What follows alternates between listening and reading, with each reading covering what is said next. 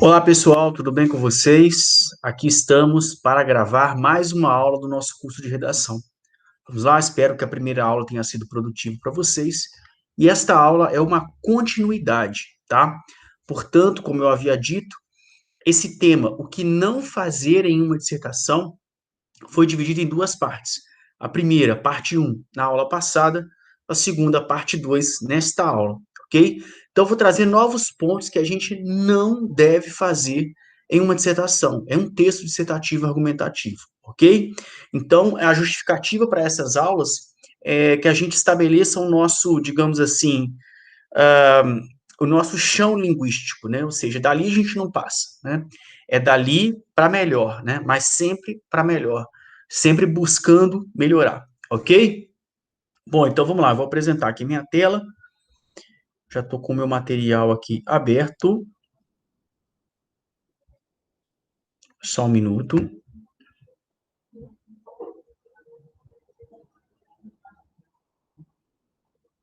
Ok, lá. Beleza. Ok. Bom, então vocês estão vendo aí, né? O que você não deve fazer em uma dissertação, parte 2, tá? Então vamos lá. O que mais que eu não posso fazer, professor? Então vamos. Não utilize exemplos contando fatos ocorridos com terceiros, que não sejam de domínio público. Isso aqui é muito interessante, porque essa parte de você citar um exemplo, um fato ocorrido, esse fato tem que ter sido de domínio público, tá? Deixa eu ver se eu consigo realçar isso aqui, essa expressão. Ó. O que é o domínio público? O domínio público, pessoal, é o que caiu na grande mídia. Então, caiu num jornal de veiculação nacional, pode citar, se tornou público, né, mundialmente, né, pela internet, pelos demais veículos de imprensa, né, pelas mídias sociais, viralizou. Tudo isso é o que a gente chama de domínio público. Ou seja, uma informação caiu em domínio público, a informação viralizou, né? É, aí, claro, né, ela é pertinente dentro da prova de redação.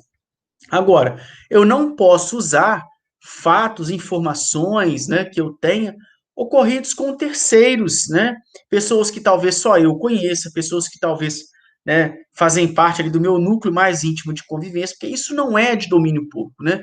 Então, a nossa prova, eu vou corrigir, na verdade, eu vou fazer uma redação, né, aí coloco um exemplo que aconteceu com o meu vizinho, né. Então, o que que acontece? Eu dou a entender o seguinte, né? Na verdade, a pessoa que vai corrigir a minha prova, né? A gente nunca sabe para onde essas provas vão, quem vai corrigir, a banca, e a pessoa não tem conhecimento da pessoa de que eu estou falando, né? Se eu cito um fato que aconteceu com o meu vizinho, a outra pessoa com certeza não conhece, né? E assim por diante, perceberam? Pegaram essa ideia, né? Então, sempre na hora de citar algum fato, você vai citar algo que seja de domínio público, tá ok? Então vamos lá, ó. A prospecção de petróleo, olha o exemplo, em plataformas marítimas, em muito tem contribuído para o sucesso da Petrobras no cumprimento dos contratos de risco que assinou com vários países. Aqui mesmo nas escolas brasileiras, testemunhamos a construção e funcionamento das plataformas que, em sua maioria, contribuem para aumentar substancialmente as novas reservas petrolíferas. Até aqui tudo bem. Agora entra exemplos particulares, ó. O filho da minha vizinha, Dona Laura, olha a particularidade aí, trabalha em uma dessas plataformas. Ela levou um susto incrível quando houve um acidente há pouco tempo atrás. Seu filho sofreu algumas queimaduras e foi internado às pressas em estado grave. Dona Laura ficou a seu lado o tempo todo e felizmente ele sobreviveu ao terrível incêndio que praticamente destruiu aquele local e causou prejuízos enormes. Então, perceberam esse último parágrafo ali? Como ele particulariza uma informação, né? Vira uma informação muito íntima, né? O filho da minha vizinha. Então, esse fato que ocorreu com a dona Laura aqui neste exemplo, né? Que era minha vizinha nesse caso aqui, né? A minha não, né? Eu estou supondo aqui de quem escreveu. É, então, observe, esse fato não é de domínio público, tá? É um fato muito, muito íntimo. Então, mais uma vez, se for para citar algum fato, só se for um fato que tenha sido veiculado, circulado na grande mídia nacional, internacional, ok? Então vamos passar ao próximo ponto. Esse aqui é interessante, ó. Evite abreviações. Então você que gosta de escrever abreviado, né, você que usa o internetês, né, essa linguagem tipicamente dos textos da internet, né, sobretudo aí os gêneros, né, WhatsApp, os comentários, enfim. Essa linguagem, gente, ela é pertinente naquele campo. É bom que se diga isso, né? Eu mesmo, quando eu estou no WhatsApp, eu não fico digitando tudo com acento, tudo com a maior perfeição do mundo, porque naquele campo conversacional ali, admite-se uma linguagem mais prática, né? Admite-se uma linguagem abreviada, admite-se uma linguagem que não seja fiel à norma culta da língua, né? Ela trata de uma outra modalidade da língua que eu chamaria de internetês, né? É um outro, uma outra variante linguística na minha interpretação. Mas na prova de redação, a gente precisa ser o mais formal possível.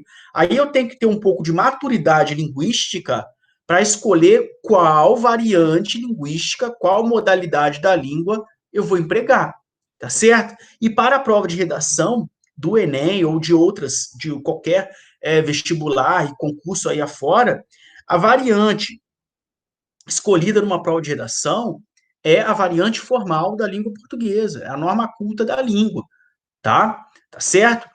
Então, esse é um ponto. Aí eu vou lá, faço uma questão de não colocar a variante formal da língua e vou lá, vou encaixando abreviações, ó, como nesse exemplo aqui, tá vendo? Ó? O ministro, ó, com os seus assessores, ó lá, C barra, tá vendo? Saíram da sala de reunião. Verificaremos outros pontos para, olha o para, tá vendo? Ó, P barra, compreendermos melhor esse assunto. Os cidadãos daquele país, ó, também aqui o TB, ó, se preocupam com a redemocratização. É uma das formas de representar o também, né? Então, o que aconteceu aqui foi que o autor desse texto ele não soube adequar a variante linguística dele, né? A necessidade comunicativa, né?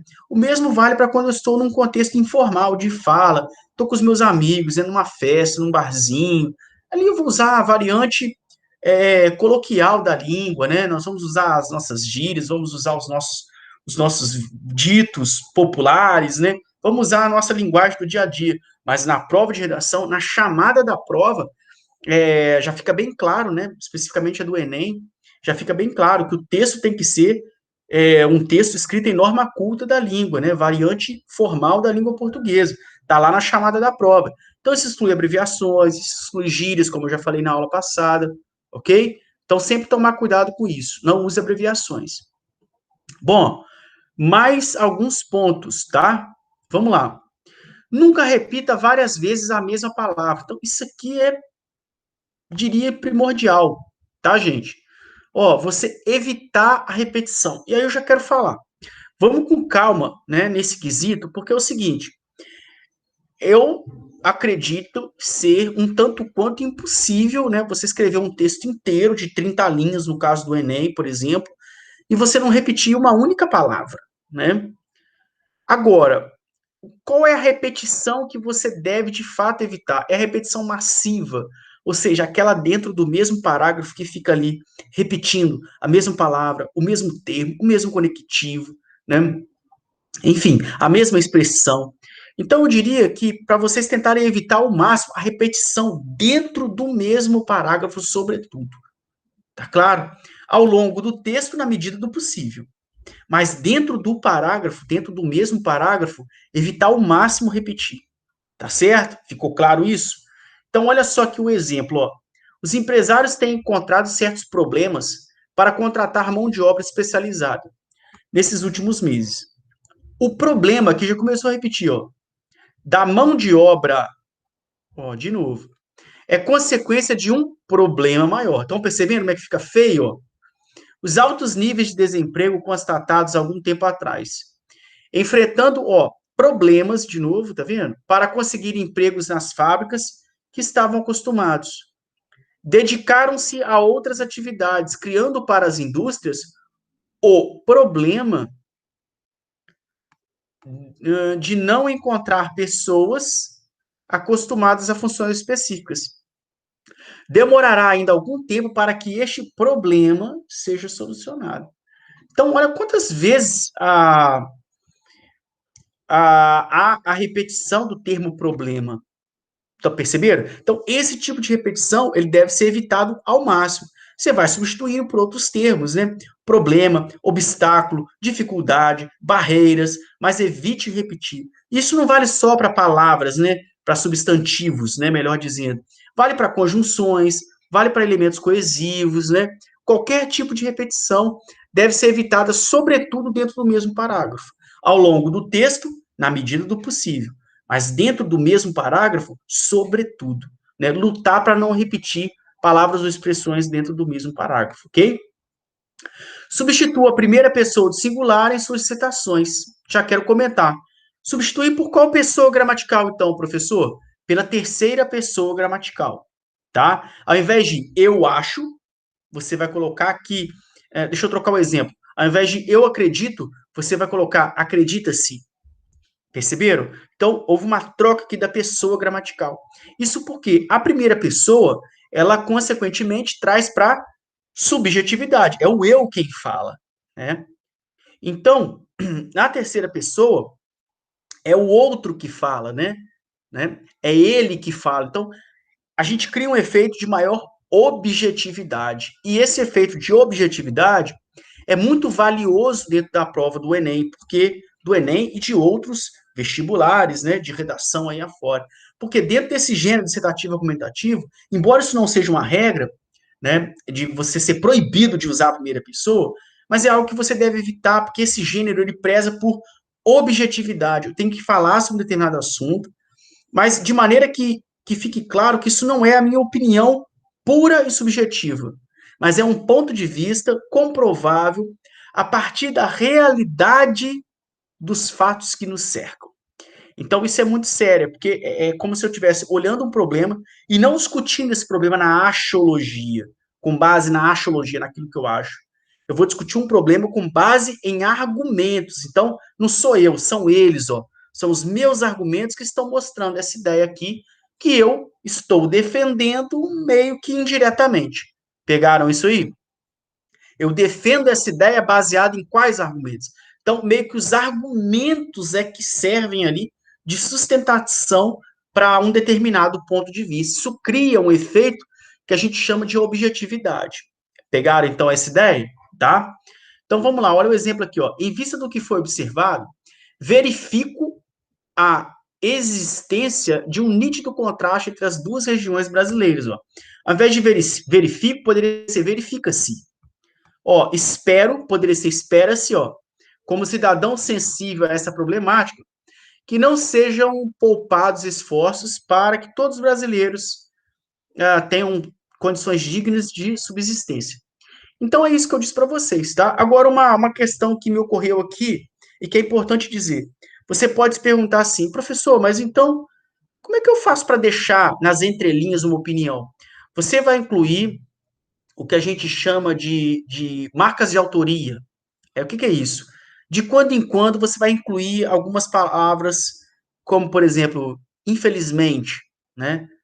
Ou necessariamente. Enfim, palavras que deixem aí entrever uma determinada opinião. Por exemplo, se eu coloco o governo, infelizmente, entre vírgulas aí, né? Não está trabalhando em políticas públicas de inclusão. Esse, infelizmente, é uma opinião pessoal. Mas eu não disse que eu acho que o governo está trabalhando mal nesse sentido. Eu só coloquei o termo, infelizmente, lá. Então, essas marcas de autoria, né, são muito interessantes também na prova, eu ir encaixando, né, esses termos que eles também ajudam a comprovar a nossa ideia. Vamos lá, um último ponto aqui é o seguinte: não fuja ao tema proposto, tá? Isso aqui é muito importante. Não fugir do tema. Então, olha só o exemplo. Ó. É mais que evidente o descontrole aos danos que o álcool causa em cada indivíduo, seja em questões motoras ou emocionais.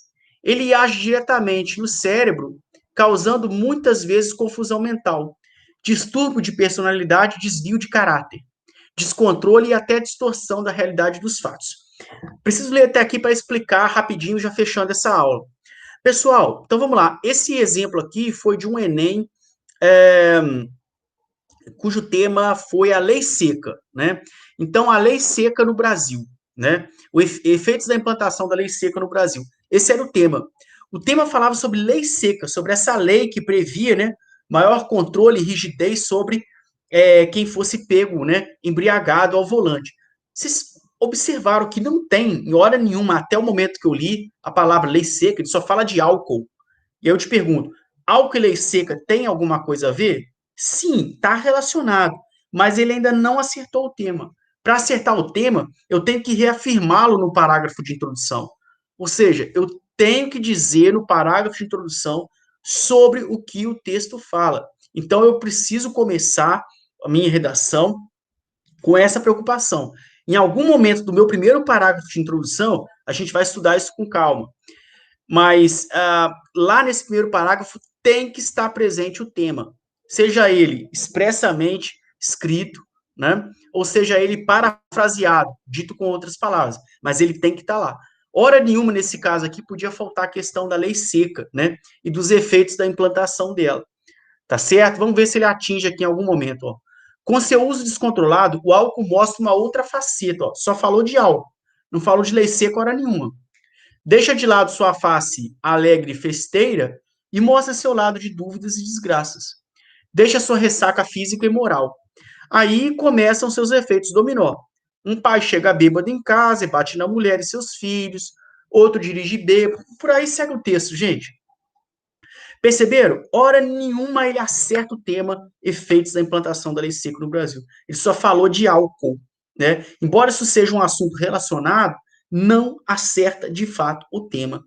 Perceberam? Então, isso aqui é um fator que a gente deve evitar, assim, de maneira contundente, tá certo? Bom, pessoal, essa foi a nossa segunda aula, tá? E aí eu vou propor um exercício para nós, que é esse aqui, ó. Reescreva o parágrafo abaixo, eliminando a repetição das palavras. É aquele parágrafo que eu mostrei para vocês ali, todo repetido, tá vendo? Ele tá cheio da palavra problema, problema, mão de obra, mão de obra. Então, você vai tentar substituir, você vai reescrever esse mesmo parágrafo, mas fazendo substituições de palavras, tá certo? Ao invés de você repetir toda palavra ou expressão que você encontrar que seja repetida, você vai substituir ao escrever, ok? Com isso, a gente vai estar exercitando o nosso léxico, né? A gente vai estar exercitando a habilidade linguística, né, em cima de todas as palavras que a gente conhece do nosso idioma. Para isso, o melhor professor é a leitura. Se você quer aprender palavras novas, expressões novas, leia mais. Comece lendo pelo menos 10 minutos por dia, ok? Eu deixo a dica para vocês e vou encerrando esse momento. Deixa eu parar a minha apresentação. Bom, então é isso, pessoal. Um grande abraço a todos e até a próxima aula. Valeu!